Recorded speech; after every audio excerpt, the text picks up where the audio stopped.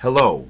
In this video, we're going to examine aggregate expenditures and aggregate production using the multiplier approach. This video takes material from Chapter 10, Part 10.4. That's Learning Objective 10.4. So previously, we learned how autonomous shocks to aggregate demand can ripple through the economy. They can have what some people would call knock-on effects to the economy. So, for example, we read about how the revival of the housing market spilled over into other sectors.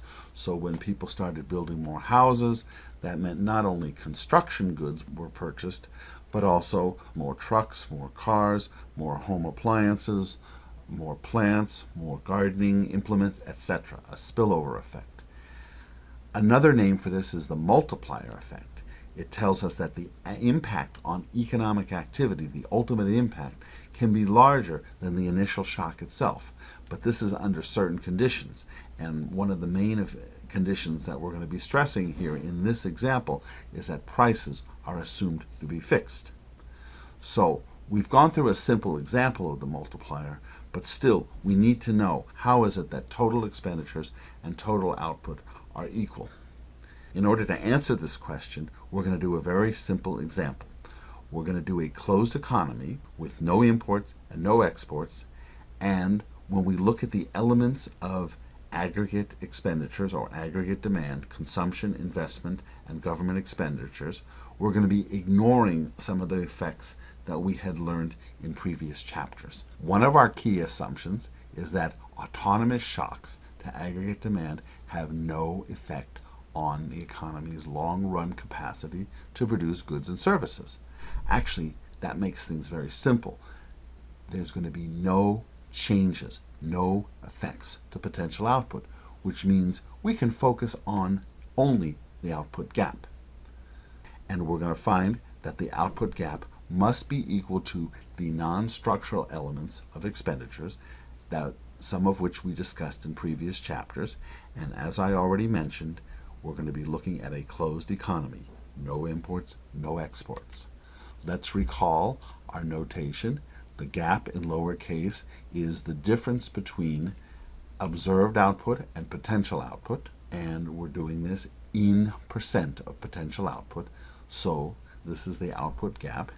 The non-structural component of consumption, in Chapter 7, we learned about certain effects of taxes and also when interest rate changes. We're going to ignore those for right now, and we're going to focus simply on the impacts on consumption when there's an output gap. We call this the cyclical element, and you may recall that in Chapter 7 we looked at the marginal propensity to save and to consume out of the gap, and we're thinking of the gap as the transitory income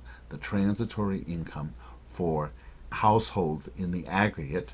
So you may remember that if the marginal propensity to save is 0.7, that is to say that out of each dollar of transitory income we save 70 cents. That means that the marginal propensity to consume is 0.3 because we either save or we consume.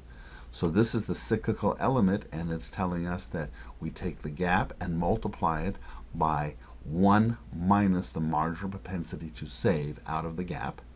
But we also remembered that households often build into their plans other kinds of spending in response to some economic events or some elements that are not in our model. For example, their house may rise in value, so they may increase their expenditures. They may become temporarily more optimistic.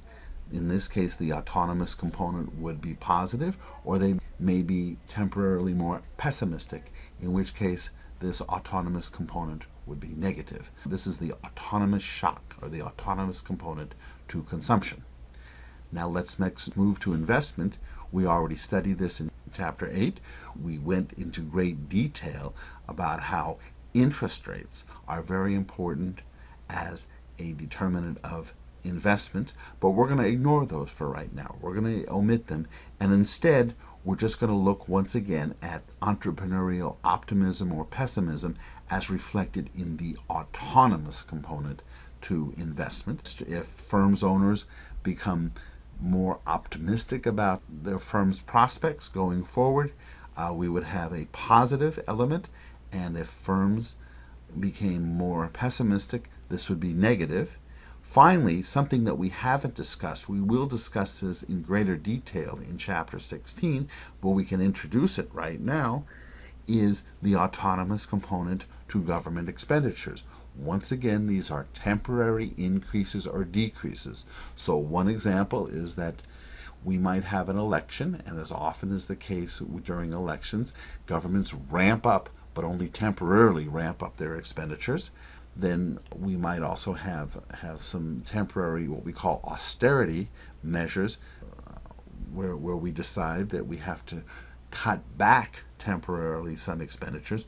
These would be reflected in an autonomous component to government expenditures. So now, the equality. Okay, you may recall that in a closed economy, output is equal to consumption expenditures plus investment expenditures plus government expenditures. Well, here we have the output gap, and it's equal to the non-structural elements of consumption, investment, and government expenditures. And we just discussed those. So now if we take the three equations for consumption, investment, and government expenditures and substitute those into this equation, we get an expression for the output gap. So on the right-hand side, we have the cyclical element of consumption, and then also we have the three autonomous components to expenditures: consumption, investment, and government expenditures. And we're going to be combining those. Here is a graph. On the horizontal axis, we have the output gap in percentage of potential output, and you can see here we have 0. To the left we have negative values, and to the right we have positive values.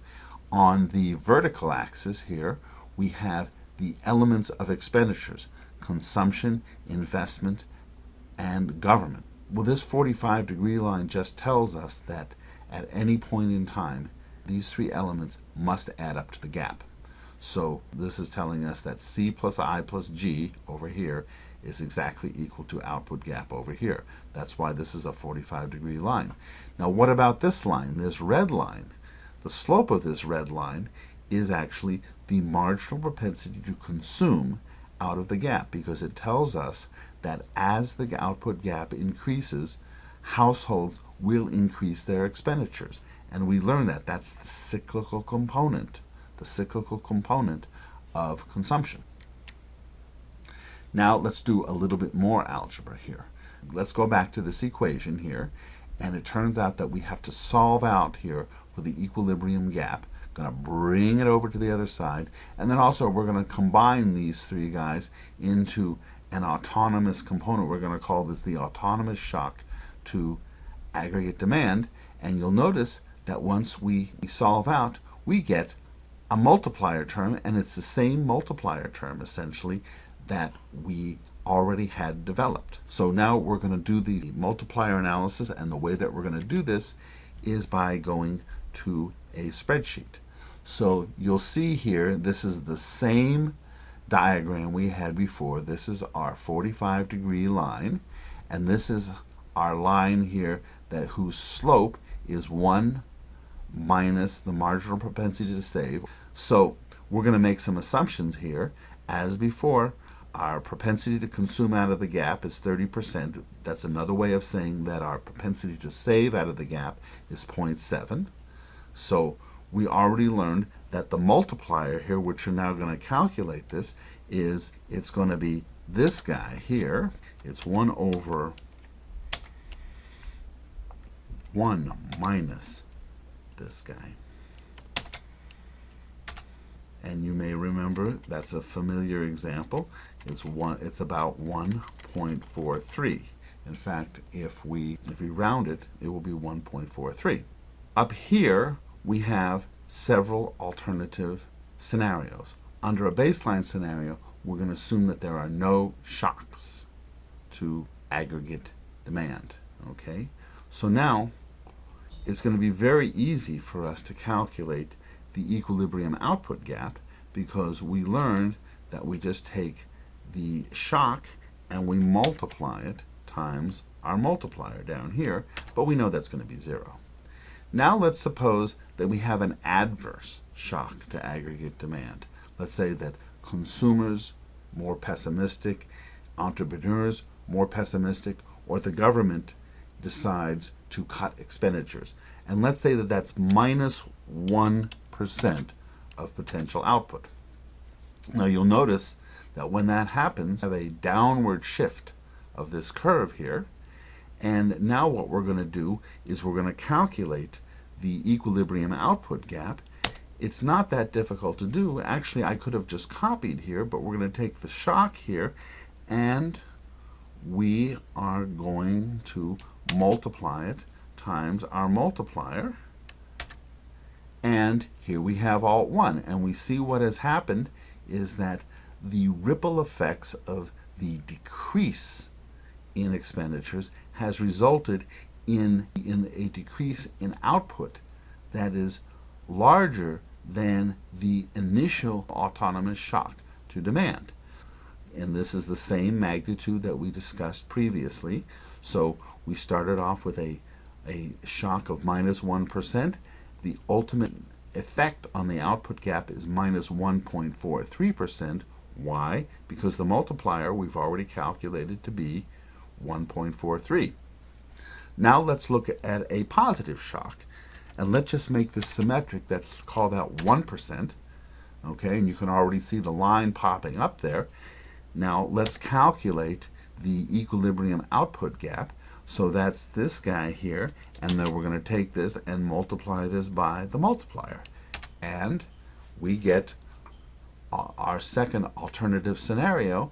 And this is, once again, this is a positive shock. It's reflected in an upward shift in the line, and our new equilibrium output gap, the increase in the output gap, again, is greater than the initial shock to aggregate demand by a factor of 1.43, which is the multiplier. So once again, we can see that all of our equilibrium, our baseline, our alt 1, and our alt 2 satisfy the condition that aggregate expenditures are exactly equal to aggregate product.